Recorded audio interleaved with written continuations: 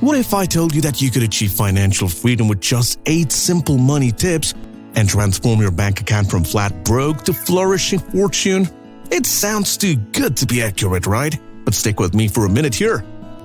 All the investing books I read have these 8 tips as their underlying fact.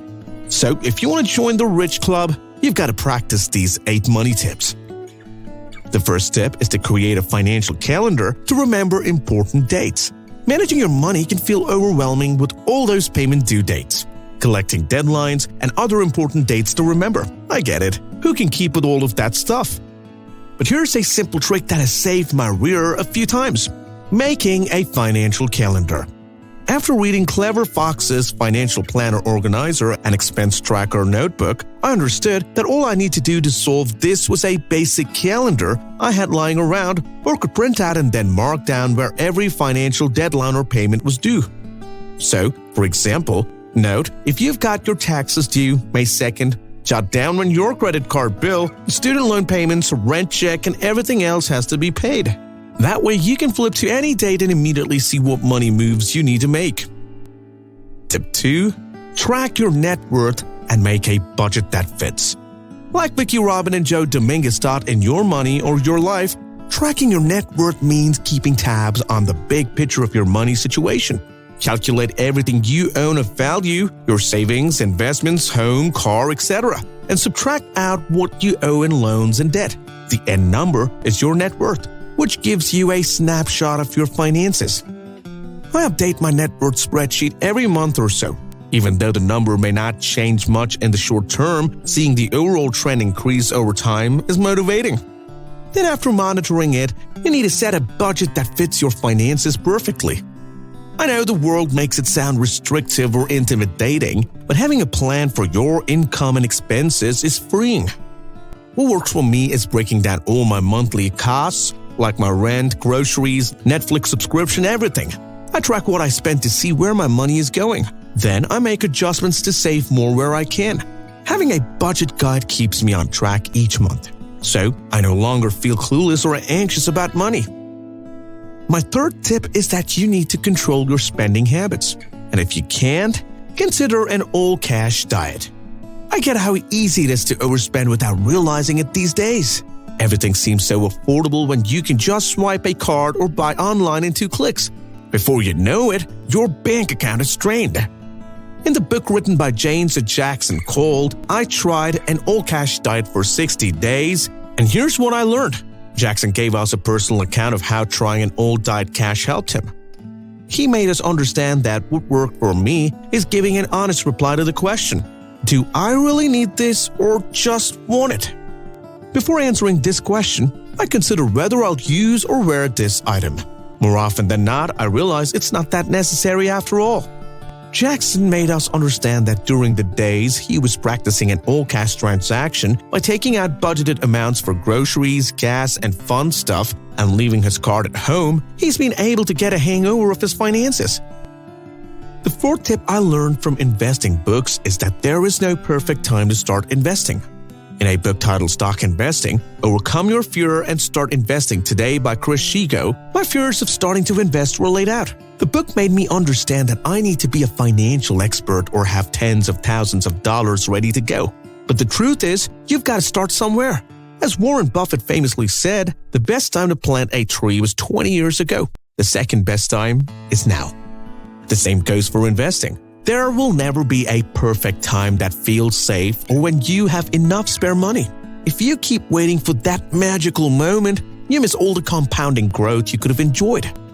Take it from me. Just start with what you can afford to invest each month. That could maybe be $20 or $50. Before you know, those small investments will snowball thanks to compounding. The sooner you get started, the more time your money has to grow. Tip number 5. Understanding the market. This is a tip I got from Warren Buffett as he continues to recommend the book The Intelligent Investor by Benjamin Graham. Intelligent Investor highlights that before diving into a business, you must understand market terms and factors. I remember when I started putting my money into stocks, I went in on the guidance of my friends, but later I got confused when they couldn't agree on the best possible time for me to buy and sell. So I had no choice but to go back and have the proper understanding of the market, and this was when I realized that stocks don't just go up and down randomly, as there were key principles that drove the prices. And after having a good understanding of the market, I understood that there will always be market downturns. As Warren Buffett said, be fearful when others are greedy, and greedy when others are fearful. When everyone panics, sells off during a crash, they have nerves of steel because this may be a buying opportunity for stocks on sale before they bounce back. But don't get too trigger happy either, because some stocks just don't bounce back. So you need to remember that investing is about playing the long game. If you can't, it's always best not to invest. The next lesson that I learned from investing books is that it's always best to diversify your investment portfolio. I get the temptation with investing to go all in on some hot stocks that are performing amazingly right now. And hey, maybe you'll hit the jackpot, but more often than not, putting all your eggs in one basket ends up scrambled. You know what I mean?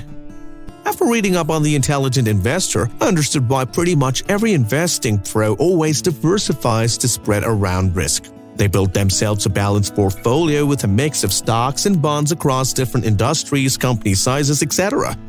If we're to talk about God of investing in our era, we can't go past two names before mentioning Buffett, and he definitely practiced this method. That is why he has invested with companies like Apple, Coca-Cola, and Wells Fargo. These aren't just different companies, but different industries. Tip number 7 I learned from investing books is that rich understand how taxes work. This is one of the main core points of the book Tax-Free Wealth: How to Build Massive Wealth by Permanently Lowering Your Taxes by Tom Wheelwright. This book shows us how poor folks always put off understanding how taxes work with investments. They always believe that making money in the market is what matters. But once tax season hits, yikes, they end up paying extra in taxes unnecessarily. Here's the thing, different investment accounts like 104Ks, IRAs, and standard brokerages all have different tax rules. Some investments like bonds, REITs, dividends, etc. can have higher tax rate too. If you don't structure your portfolio correctly, your returns take a big tax haircut, adding up to less wealth over decades. It's a bummer to work hard growing your money only to feed more to the tax man than you need to. The last tip I got from investing books is that you must always have an emergency fund. This one of Dave Ramsey's strong advocacy in the book titled The Total Money Makeover. This book highlights the mistakes we make by getting excited to jump into new things once we discover its prospects in building future wealth. But before doing that, the money move is saving up a solid emergency stash before you start investing. Even if the market is gangbusters, having 3 to 6 months of living expenses banked up gives you critical peace of mind. Life happens unexpectedly, job issues, health problems, surprise home repairs. An emergency fund lets you handle bumps without sabotaging other financial goals.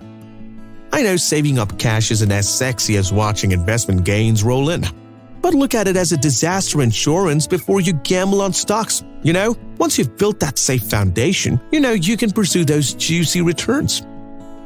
And there you have it. Before you go, please take a second to like this video and subscribe to my channel. I'll continue trying to distill complex money concepts into actionable tips you can apply immediately. Do you have any video ideas you want me to cover or money questions you're struggling with? Leave me a comment below. Otherwise, get out there and start executing these money tips. I'll see you in the next one.